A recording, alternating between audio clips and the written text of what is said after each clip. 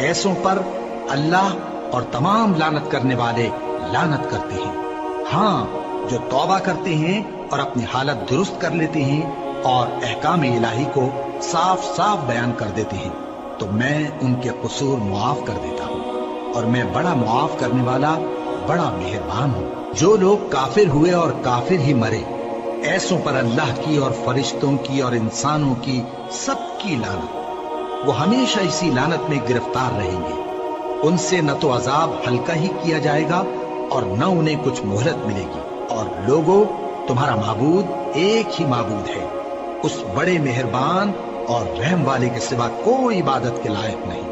بے شک آسمانوں اور زمین کے پیدا کرنے میں اور رات اور دن کے ایک دوسرے کے پیچھے آنے جانے میں اور کشتیوں اور جہازوں میں جو سمندر میں لوگوں کے فائدے کے لیے رواں ہیں، اور میں جس کو اللہ آسمان سے برساتا اور اس سے زمین کو اس کے مردہ ہو جانے کے بعد زندہ یعنی خشک ہو جانے کے بعد سرسبز کر دیتا ہے، اور زمین پر ہر قسم کے جانور پھیلانے میں اور ہواؤں کے چلانے میں اور بادلوں میں جو آسمان اور زمین کے درمیان گھرے رہتے ہیں، عقل مندوں کے لیے اللہ کی قدرت کی نشانیاں ہیں۔ اور بعض لوگ ایسے ہیں جو غیر اللہ کو اللہ کا شریک بناتے اور ان سے اللہ کی سی محبت کرتے ہیں، لیکن جو ایمان والے ہیں وہ تو اللہ ہی کے سب سے زیادہ دوست دار ہیں۔ اور اے کاش ظالم لوگ جو بات عذاب کے وقت دیکھیں گے اب دیکھ لیتے کہ سب طرح کی طاقت اللہ ہی کو ہے، اور یہ کہ اللہ سخت عذاب کرنے والا ہے۔ اس دن کفر کے پیشوا اپنے پیروں سے بیزاری ظاہر کریں گے اور دونوں عذاب الہی دیکھ لیں گے اور ان کے آپس کے تعلقات منقطع ہو جائیں گے۔ یہ حال دیکھ کر پیروی کرنے والے حسرت سے کہیں گے کہ اے کاش ہمیں پھر دنیا میں جانا نصیب ہو، تاکہ جس طرح یہ ہم سے بیزار ہو رہے ہیں اسی طرح ہم بھی ان سے بیزار ہوں۔ اس طرح اللہ ان کے اعمال حسرت بنا کر دکھائے گا اور وہ دوزخ سے نکل نہیں سکیں گے۔ لوگوں، جو چیزیں زمین میں حلال طیب ہیں وہ کھاؤ، اور شیطان کے قدموں پر نہ چلو، وہ تمہارا کھلا دشمن ہے۔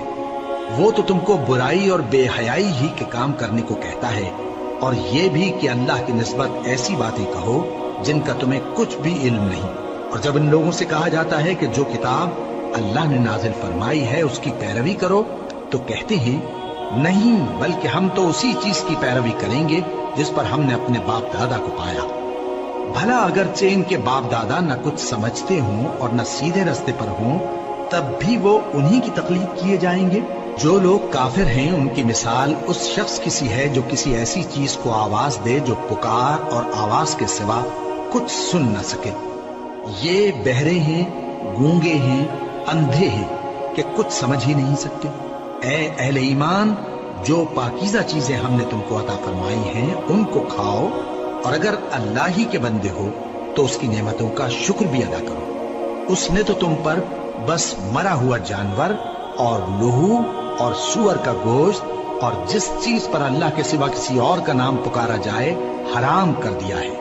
ہاں، جو مجبور ہو جائے، بشرطے کہ اللہ کی نافرمانی نہ کرے اور حد ضرورت سے باہر نہ نکل جائے، اس پر کچھ گناہ نہیں۔ بے شک اللہ بخشنے والا ہے، رحم کرنے والا ہے۔ جو لوگ اللہ کی کتاب سے ان آیتوں اور ہدایتوں کو جو اس نے نازل فرمائی ہیں چھپاتے اور ان کے بدلے تھوڑی سی قیمت یعنی دنیاوی منفعت حاصل کرتے ہیں، وہ اپنے پیٹوں میں محض آگ بھرتے ہیں۔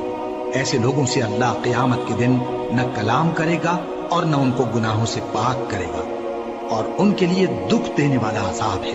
یہ وہ لوگ ہیں جنہوں نے ہدایت چھوڑ کر گمراہی اور بخشش چھوڑ کر عذاب خرید لیا۔ یہ آتش جہنم کی کیسی برداشت کرنے والے ہیں۔ یہ اس لیے کہ اللہ نے کتاب سچائی کے ساتھ نازل فرمائی، اور جن لوگوں نے اس کتاب میں اختلاف کیا وہ ضد میں آ کر نیکی سے دور ہو گئے ہیں۔ نیکی یہی نہیں کہ تم مشرق و مغرب کو قبلہ سمجھ کر ان کی طرف منہ کر لو، بلکہ نیکی یہ ہے کہ لوگ اللہ پر اور روز آخر پر اور فرشتوں پر اور اللہ کی کتاب پر اور پیغمبروں پر ایمان لائیں، اور مال باوجود عزیز رکھنے کے رشتہ داروں اور یتیموں اور محتاجوں اور مسافروں اور مانگنے والوں کو دیں، اور گردنوں کے چھڑانے میں خرچ کریں، اور نماز پڑھیں اور زکوٰۃ دیں، اور جب عہد کر لیں تو اس کو پورا کریں، اور سختی اور تکلیف میں اور جنگ کے وقت ثابت قدم رہیں۔